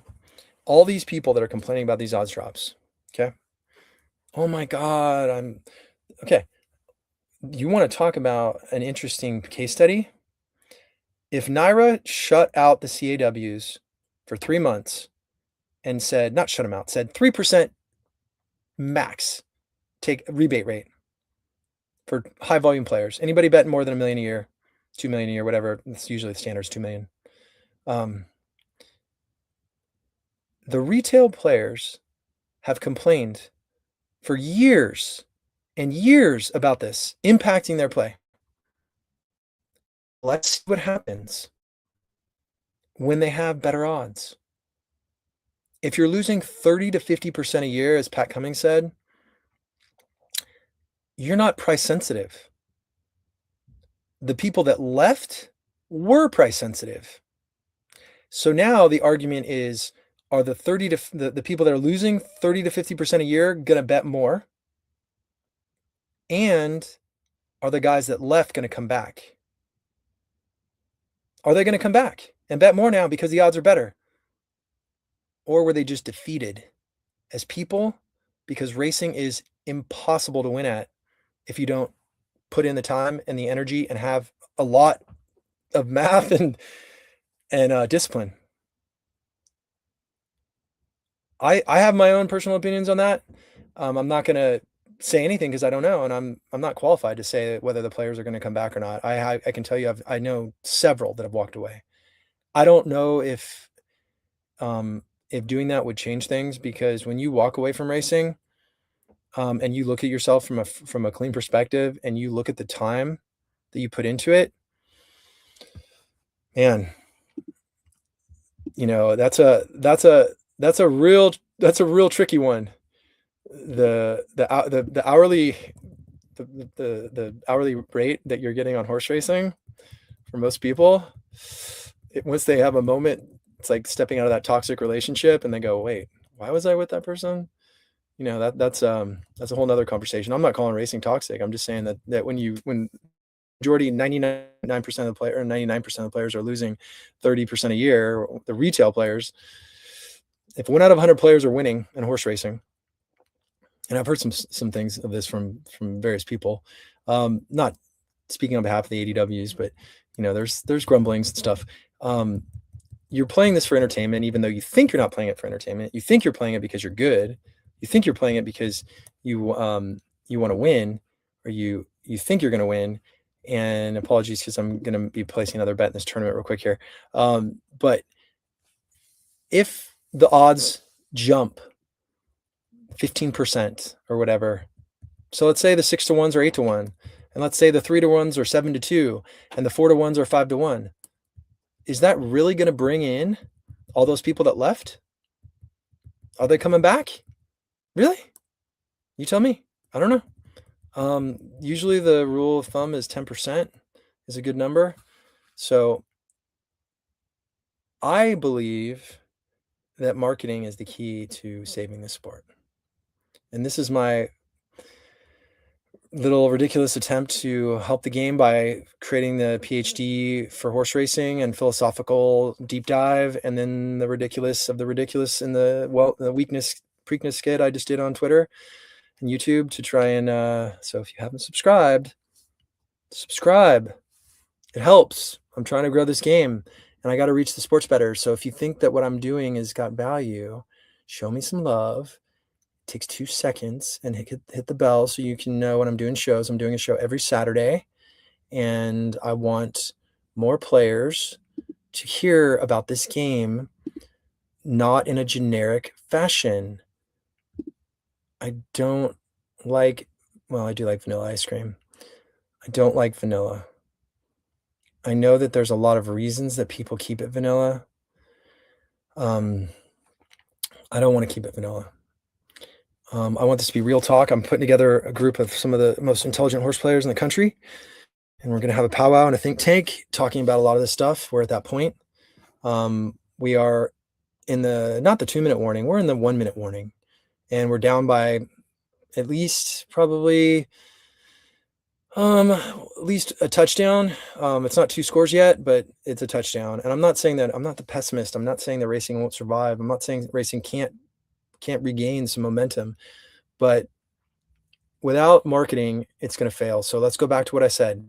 If NYRA or a track decided to set a floor of rebates at 3%, which is cutting their revenue by, who knows, definitely from 40% of the CAW money to, I would say, at least 20%. So let's say they cut 20% 20% of the revenue as an experiment to understand how sensitive, how price sensitive are the retail horse players. Are they really going to care if their horses go from 6 to 8? And you're also not going to see the odds drops, which matters. I don't want to gloss over that. If that were to really matter, let's see if those guys are singing praises. Let's give the horse player some possibilities, and let's do a deal with some of the biggest influencers in horse racing that have been complaining about this forever. Let's yield, lay down their swords, stop fighting. How much money does it take for horse racing to lose to actually make a change? And just see what happens. You lose 20% of your revenue, 40% of the CAW money goes down to 20%, and then you get millions and millions of dollars in marketing from influencers or some type of agreement. Like, that to me is the challenge I put to Portnoy. If you want the CAWs to get out of the game, volunteer your services. Do something about it. The complaining has been going on for too long, and it's not helping the game. What helps the game is actually taking risks and putting your money in your mouth behind real ideas. So I wasn't planning on saying any of this today, and I kind of like that things just roll off the tongue, but I want people to think differently about how to promote this game. So that said, I'm going to put another bet in here in this tournament. If you are in the Preakness tournament today, 1,500, you will see me in there. I also wanted to open up the floor to some more questions that I'll answer as I put these little bets in. And other than that, I want to go back to the Preakness and answer more questions about that. I'm just gonna have to do this on my phone because it's just going slow with the bandwidth. All right, so back to the Preakness. Let me see what the latest comment was. To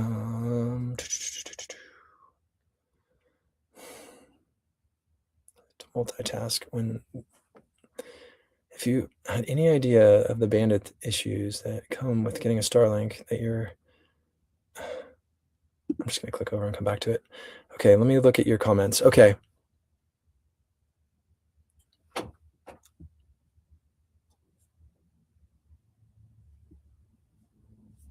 Oh, I see that's what's doing that. Okay. So when I start streaming stuff at the same time, that's what's creating the problem. Okay. Let me just kill out of this window over here, and that will bring back a better stream. Okay.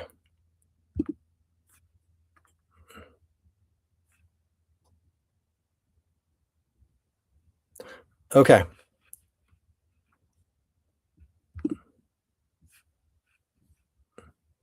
All right, here we go. I enjoy racing and break even, but I can be consistently profitable elsewhere. Best ball fantasy, good for you. I love fucking best ball fantasy. So that kind of change would make my handle go up, but it's not bringing in new players. Man, this bandwidth, like almost 150. I don't understand it. Yeah, I hear you, dude. I don't know. I'm not sure. All right, thanks for agreeing with me on that. All right, I'm gonna go back to no comments for now. Let's go back to the Preakness, and I'm gonna get out of here soon. All right, this has been a long show. Thanks for sticking around if you are. If you haven't seen my skit on the weakness thing, get ready. Get ready. It's a little jab at the industry. If you guys don't watch JP Spears, like, and see his stuff, it's hilarious. He's been making fun of hippies. Okay. Preakness, to wrap up. Pace is going to be fast. Choose your best closer. Angle. Realize that chaos is not necessarily profitable. But I'm going to end now. I got to get out of here. Even if the pace melts, Some horses get brave. They're 3-year-olds. Nobody's running this track. The distance is grueling. Anyway, I'll leave you with that. I want everyone to remind yourself to stay disciplined, bet within your means, drink your kombucha, hold yourself accountable, have fun, and have a great time watching the weakness stakes, because it's going to be fun.